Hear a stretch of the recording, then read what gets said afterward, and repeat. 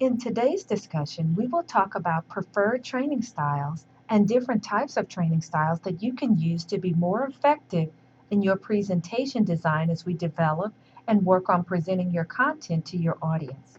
We will talk about how you can learn about your preferred trainer style and provide some inventories for you to look at to help narrow down what your preferences are.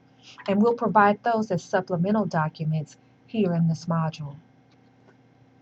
As we consider the four primary training styles instructor, explorer, thinker, and guide, it is important for you to identify your trainer preferences. To do this, we will look in depth at the four training styles. The first one is instructor, and this person enjoys setting up and directing the learning activity. He or she prefers to tell learners what to do. It is more of a pedagogical than andragogical approach in adult learning style and teaching.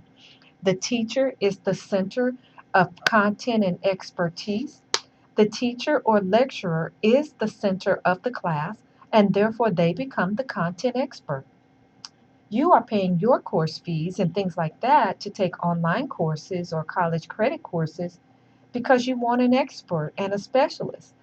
But there are some disadvantages, such as the instructor can be seen as somewhat controlling or boring or maybe not relate well to learners. So you want to keep that in mind. Additionally, the instructor will generally use lecturing as the primary teaching or training method. But some of the advantages, as we mentioned, such as the expertise, the clarity, and the conciseness of the content, are strengths for the instructor type teaching style.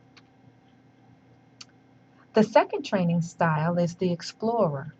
This person is comfortable helping learners share and interpret reactions to the learning activity and usually is a good listener. This person also creates an open learning environment, encourages free expression, and shows empathy for the emotions and feelings of the learner. The advantages of the explorer teacher is that learners flourish when given the opportunity to share their opinions. This style also creates a positive learning environment. Some of the disadvantages of this training style are that the explorer learning occurs at a slow pace and may frustrate some learners. It can also be intimidating because it encourages somewhat more participation from the audience. The next training style is the thinker, and this person helps learners to categorize, organize, and integrate their reactions into theories, principles, and generalizations.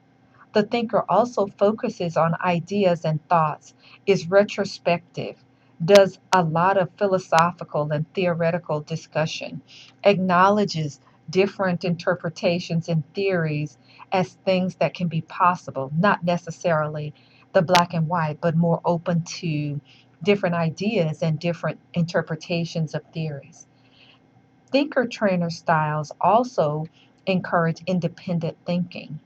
Some of the advantages are this is good for abstract learners because they get to explore and think about different ideas.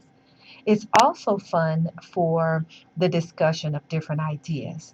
And then the disadvantages that is frustrating for the concrete learner. And the concrete learner may also miss the point because of all these different ideas floating around because the concrete learner wants to narrow down what is the answer, what is the right way. They want direction thinking because they are thinking about the quiz or the test or trying to get a good grade in the course rather than a thinker who is trying to get to the higher levels of Bloom's taxonomy of synthesis, evaluation, analysis, those things to allow you to be able to think on your own to form your own opinions. The fourth and final primary training style we will look at in this discussion is the guide. The guide prefers to involve trainers in their learning activities such as problem solving, discussions, and helps them to evaluate their own learning progress. The guide also encourages trainees to draw on each other and on the trainer as resources.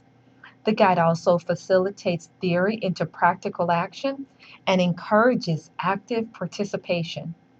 Some of the advantages of the guide learning style is it is practical, encourages learners to identify a variety of ways to apply the learning points from a single activity. Some of the disadvantages are that the guide can appear to be hurried or rushed. Other learning steps beside the practical may be overlooked. But as you look at these different training styles, the four that we've gone through, it would be interesting to see where you see yourself fitting in to these four different primary training styles. Let's wrap up this discussion of the different training styles: the instructor, the explorer, the thinker, and the guide. And as I mentioned on the last slide, it would be interesting to see your preferred training styles. It would be a good discussion topic for the week. And like I said at the beginning of the lecture, I'm going to put some of these trainer type inventories in this module to assist you in identifying your training teaching style. Just know that these inventories have been around for about 30 years, and I think they will help you understand your preferred style. There are some that have been done, and one of them I will share with you is the Trainer Style Inventory from 79 by Bostrom. Another one, Wheeler and Marshall in 86. And then, of course, there's Kolb's Learning Style Inventory. That one is pretty popular. And there's also the Experiential Learning Cycles Inventory.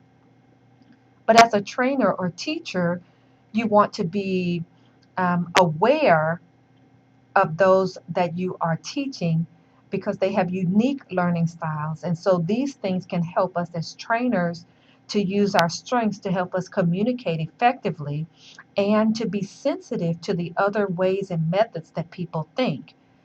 Therefore, we want to integrate as many of these into our presentations to facilitate other types of learning styles for the best and most effective way for our learners to grasp our material and to get the most out of the courses they are taking with us.